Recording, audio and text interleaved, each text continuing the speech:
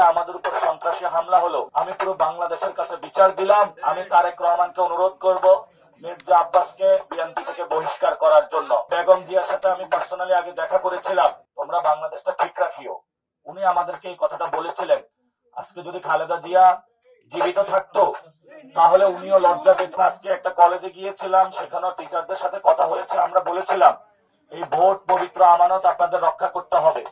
কিন্তু যখন হাবিবুল্লাহ বাহারে গিয়েছিলাম, আমরা আগে শুনেছিলাম হাবিবুল্লাহ প্রিন্সিপাল, যিনি আওয়ামী লীগের আমলে নিয়োগকৃত, এবং সেখানে প্রশ্ন বাণিজ্য হয়ে থাকে, সন্ত্রাসী কার্যক্রম অনেক আগ থেকেই চলে, এবং সেই গভর্নিং বডি হলো মির্জা আব্বাস সাহেব বসিয়েছেন।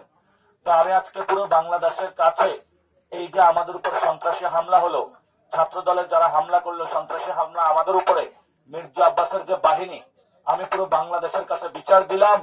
এবং 12 তারিখে আপনারা ভোটের মাধ্যমে এইসব সন্ত্রাসী যে হামলা এবং সন্ত্রাসীরা যেভাবে বাংলাদেশে প্রত্যেক জায়গায় হামলা করে বেড়াচ্ছে, এটার বিচার করবেন। 1 নম্বর, রোজকার সাধারণ খাবার এখন হবে অসাধারণ। প্রাণ স্বাদের মশলা, স্বাদ বাড়ায়, ঘ্রাণ ছড়ায়।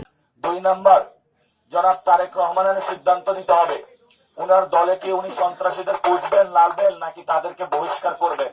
আমি তারেক রহমানকে অনুরোধ করব মির্জা আব্বাসকে দলীয় শৃঙ্খলার ব্যত্যয়ের অভিযোগে বিএনপি থেকে বহিষ্কার করার জন্য।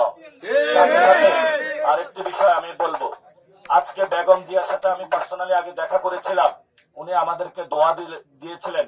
উনি একটি কথা বলেছিলেন, তোমরা আছো, আমি তো বাংলাদেশটা হয়তো দেখে যেতে পারবো না, আমি অসুস্থ, তোমরা বাংলাদেশটা ঠিক রাখিও। উনি আমাদেরকে এই কথাটা বলেছিলেন। আজকে যদি খালেদা জিয়া জীবিত থাকতো তাহলে উনিও লজ্জা পেত আজকে বিএনপি এবং ছাত্র দলের এই ধরনের সন্ত্রাসী কর্মকাণ্ডে। আমি আপনাদের কাছে আমি কিছু বলবো না। আমি ঢাকা 8 আসনের ভাই এবং বোন এবং বাংলাদেশের সকল মানুষের কাছে বিচারটা রেখে গেলাম। মির্জা আব্বাসের যে সন্ত্রাসী বাহিনী এবং উনি যে সন্ত্রাস করে, গ্যাংস্টারবাজি করে, এটা আজকে উনি প্রমাণ করলেন পুরো বাংলাদেশের সামনে। এটা বিএনপি প্রশাসন এবং বাংলাদেশের মানুষের হাতে আমি ওনার বিচারের ভার ছেড়ে দিলাম। শহীদ উসমান হাদি ভাই বলেছিল যে ওনার বিচারের কথা। আজকে যদি ওনার বিচার হতো তাহলে এই ধরনের দুঃসাহসিক কর্মকাণ্ড তারা করতে পারতো না।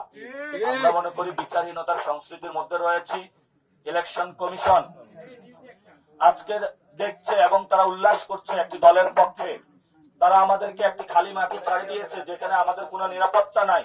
আমরা ইলেকশন কমিশনকে বলবো, সুষ্ঠু নির্বাচনের দায়িত্ব আপনাদেরকে দেওয়া হয়েছে, আপনারা একটি সুষ্ঠু ইলেকশনের দিকে যান। আমরা সহযোগিতা করতে চাই।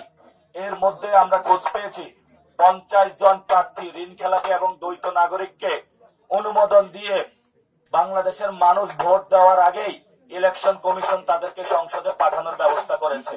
এবং বাংলাদেশে এই গণ অভ্যুত্থানের পরে প্রথম বাংলাদেশে যেই দুর্নীতির কাজটা ইলেকশন কমিশন করেছে, এটা বাংলাদেশের জন্য একটি লজ্জা।